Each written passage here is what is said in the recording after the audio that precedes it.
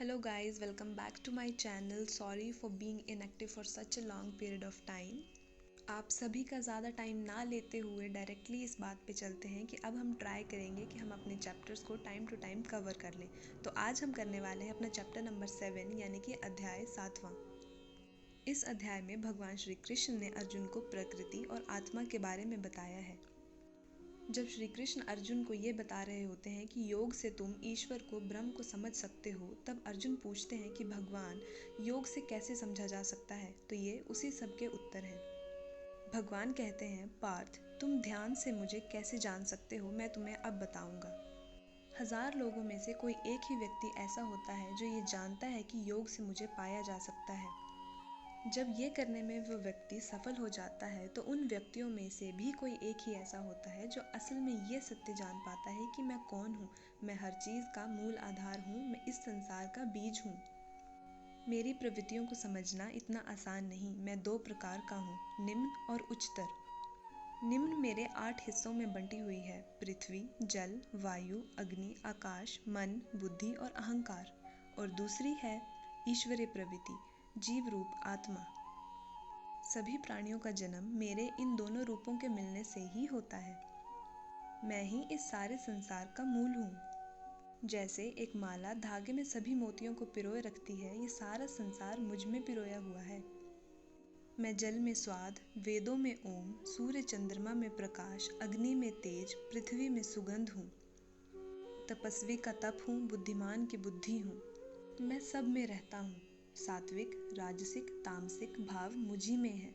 ये मुझी से उत्पन्न होते हैं। मैं उनमें नहीं हूँ, वे मुझ में हैं।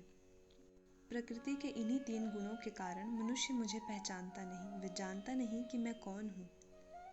जो असुरी बुद्धि, द्वेष से भरे हुए लोग होते हैं, वे मुझे कभी जानने की कोशिश नहीं करते, परंतु धर्मात्मा व्यक्ति आस्था रख के मुझे पहचानने की कोशिश करता है।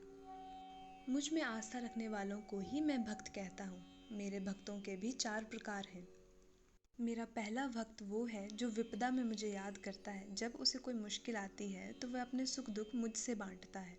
मेरा दूसरा भक्त वो है जो जिज्ञासु है, जो मेरे विषय में जानना चाहता है। उसे इच्छा है कि मैं कौन हूँ, मैं क्या हूँ। मेरा तीसरा भक्त वो है जो धन, संतान आदि इन चीज़ों की इच्छा रखता है और मुझे पाने की इच्छा इसलिए नहीं रखता कि मैं ब्रह्म हूँ। वो मुझे पाने की इच्छा इसलिए रखता है क्योंकि मुझसे कोई फल मिलेगा। और मेरे चौथे और आखिरी भक्त हैं ज्ञानी। वे मुझे सबसे प्रिय हैं क्योंकि वे सत्य जानते हैं कि मैं क्या हूँ। वो किसी इच्छा, सुख या दुख में आने के कारण मुझे नहीं पूजते। वे बस मुझे पहचानना चाहते हैं और मुझी में लीन हो जाना चाहते हैं।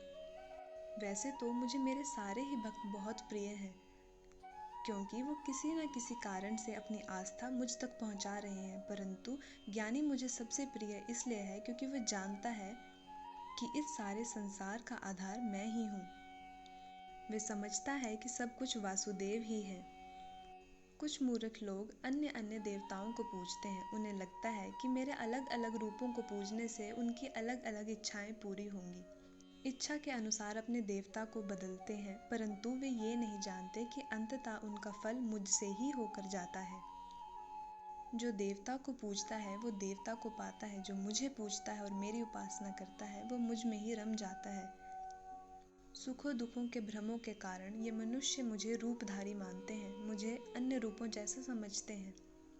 ये नहीं समझते कि मैं तो योग में छिपी एक माया हूँ। मेरा कोई रूप नहीं, इन्होंने कल्पना से मेरा एक रूप बना लिया है और ये उसी को पूजते हैं। परंतु मैं सब जानता हूँ, अतीत भी, वर्तमान भी, भविष्य भी, पर मुझे कोई नहीं जानता। जिस मनुष्य के पूर्व जन्म और इस जन्म के पुण्य मिल जाते हैं और इतने बन जाते हैं कि उसकी बुद्धि योग की ओर चल पड़े, वही मनुष्य समझ पाता है कि इस सारे संसार का आधार मैं हूँ। ऐसे ही मनुष्यों के कारण ये धरती चली आ रही है।